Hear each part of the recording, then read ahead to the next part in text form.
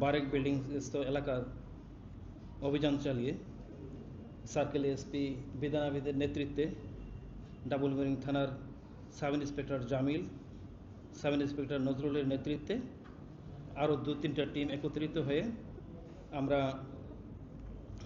আজকে আরিফ হাসান মেহেদি ওরফে পলাশ, পিতা আয়ুব আলী, মাতা আকলিমা, তাকে আমরা পেট্টু বেরেটা পিস্তল সমেত আমরা অ্যারেস্ট করি এবং তার যেই আস্তানা, সেই আস্তানা থেকে আমরা একটি টিপ ছোড়া,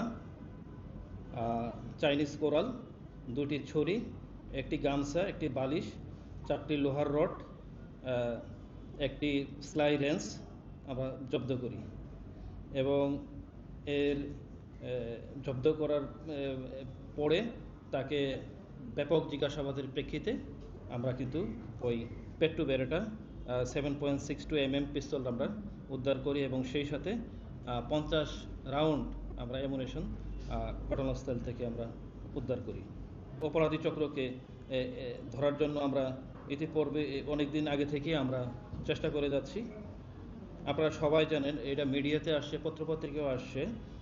গত এই মাসের 1 তারিখে আপনার এই রাত 3টা থেকে 4টার সময় এটা হলো পাঁচলাইশ মডেল থানাধীন, পাঁচলাইশ মডেল থানাধীন এই এলাকায় জনক নুরুল হুদার বাসা থেকে, সুগন্ধা আবাসিক এলাকার নুরুল হুদার বাসা থেকে 40 ভরি স্বর্ণালঙ্কার এবং নগদ 7,50,000 টাকা এবং 5,000 US ডলার তারা ওই বাসা থেকে, এই সংঘবদ্ধ চক্র বাসা থেকে নিয়ে যায়।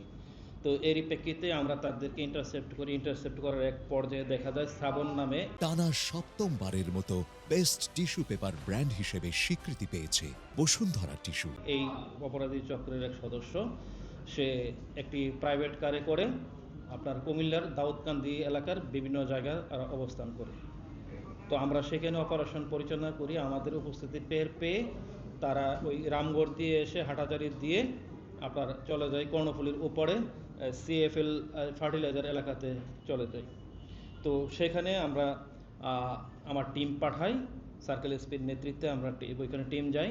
টিম যাওয়ার উপস্থিতি টের পেয়ে তারা অন্যদিকে মার্চ করে। তো তারপরে যেই আরিফের মা এবং বাবাকে ওইখানে পাওয়া যায় এবং আরিফের মা এবং বাবাকে বলে একটা এই আরিফের সহযোগী হয়তো বলছে যে সে অসুস্থ, তাকে চিটাগাং মেডিকেলে ট্রিটমেন্ট করার জন্য ওইখান থেকে অ্যাম্বুলেন্স করে চিটাগাং নিয়ে আসে। তো এর মধ্যে এরা আমাদের প্ল্যান এবং উপস্থিতি টের পেয়ে যায় যে পিছনে আইনশৃঙ্খলা রক্ষা বাহিনী তাদেরকে অ্যাপ্রিহেন্ড করার জন্য পিছন থেকে দাবিতে হচ্ছে। মেন টাইম আরিফের বাবা আরিফকে আপনার হাত দিয়ে ইশারা করে ওইখান থেকে সিন আউট হওয়ার জন্য। ওখান থেকে আরিফ, রাজু এবং মেহেদি ওরা পালিয়ে যায়। কিন্তু পরবর্তীতে আজকে সকালে তারা ধরা পড়ছে। আমরা যাকে আজকে আপনাদের সামনে প্রডিউস করেছি, মেহেদির বিরুদ্ধে প্রায় 50 ঊর্ধ্ব আপনার নিয়মিত মামলা আছে। তো আমরা আজকে এই আসামিকে আমরা আদালতে প্রডিউস করব। আদালতে প্রডিউস করে আমরা আমাদের হেফাজতে চাবো এবং সেই সাথে আরও অন্য যে মামলাগুলো আছে, বিশেষ করে আপনার ওয়ান ব্যাংকের ডাকাতি, তারপরে ক্যাট একটা আছে আগ্রাবাদস্থ একটা প্রতিষ্ঠান আছে, ওইটার ডাকাতি সহ পাঁচলাইশে যে আপনার 40 ভরি স্বর্ণ, 7.5 লক্ষ টাকা এবং হলো $5 লক্ষ যেটা $5,000 যেটা নিয়েছে, তো সেটা আমরা